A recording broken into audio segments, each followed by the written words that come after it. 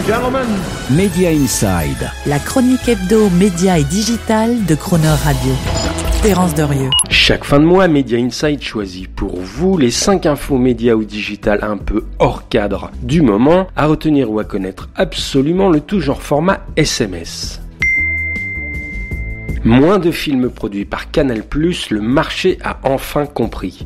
C'est dans les allées du dernier festival de Cannes, le mois dernier, que les professionnels du cinéma, en particulier américains, ont compris les vraies conséquences de la réduction par Canal+, de son investissement annuel dans le cinéma, de plus de 600 millions d'euros entre 2022 et 2024 à 480 millions d'euros au cours des 3 prochaines années. Les producteurs ont ainsi percuté que cela va signifier 30 à 40 films par an en moins, en particulier pour ces fameux films du milieu, comme on dit, et dont les budgets se situent entre 4 et 6 millions d'euros. Une baisse qui pèsera mécaniquement sur le nombre de premiers films, en particulier français, qui représentent entre 30 et 40% de la production totale soutenue par le CNC, Centre National du Cinéma, comme ce dernier l'a révélé fièrement aussi à Cannes dans son étude sur le sujet. Une fierté qui sera donc de courte durée, vu les conséquences désormais clairement comprises du désengagement de Canal+.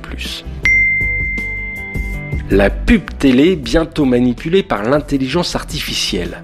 On n'en est pas loin si l'on en juge par ce que préparent YouTube et Amazon dans le domaine de l'insertion des spots publicitaires.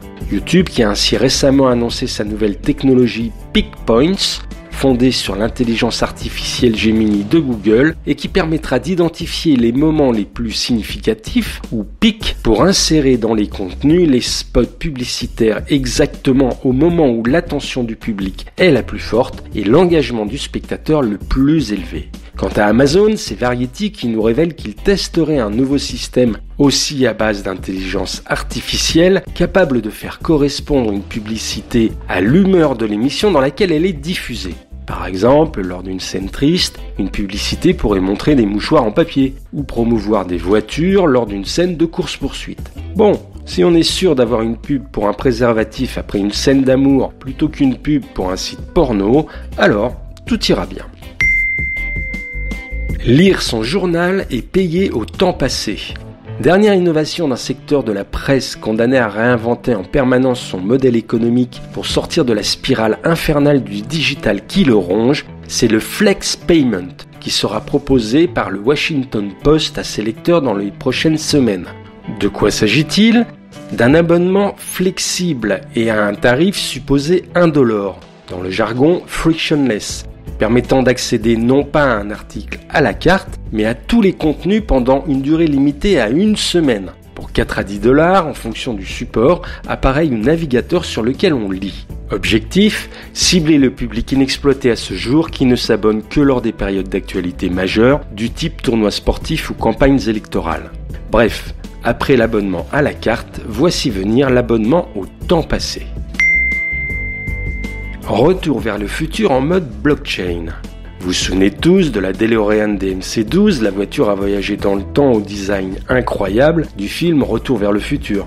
40 ans ont passé depuis et le constructeur américain a décidé de revenir avec un nouveau modèle, la DeLorean Alpha 5 EV, dont les passionnés d'automobile pourront bientôt acheter et vendre les créneaux de construction et de livraison. Des tokens NFT, tous numérotés et revendables, pourront être achetés pour l'équivalent de 2 500 $ chacun, sachant que ceux dont le nombre est inférieur seront les plus prioritaires pour une livraison plus rapide du véhicule. Une fois les voitures mises en production, les détenteurs de NFT pourront également personnaliser leur véhicule et avoir leur mot à dire sur tous les aspects, de la couleur à la motorisation.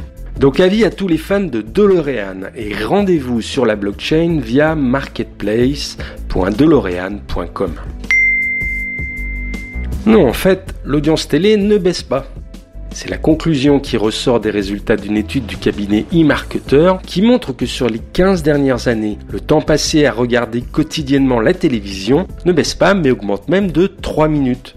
Et ce, dès lors qu'on additionne, on parle alors de Convergent TV, la consommation télé linéaire pure, avec celle en streaming. Au final, notre consommation TV et donc son audience sous-jacente se sont juste transformées. Et le chimiste Lavoisier avait bien raison, rien ne se perd, tout se transforme. Voilà, c'était nos 5 infos un peu hors cadre à retenir en ce moment du secteur média digital. On se retrouvera pour le même exercice le mois prochain. Media Inside. Terence Derieux, tous les mercredis à 7h45 et 19h45 et à tout moment en podcast. Cronerradio.fr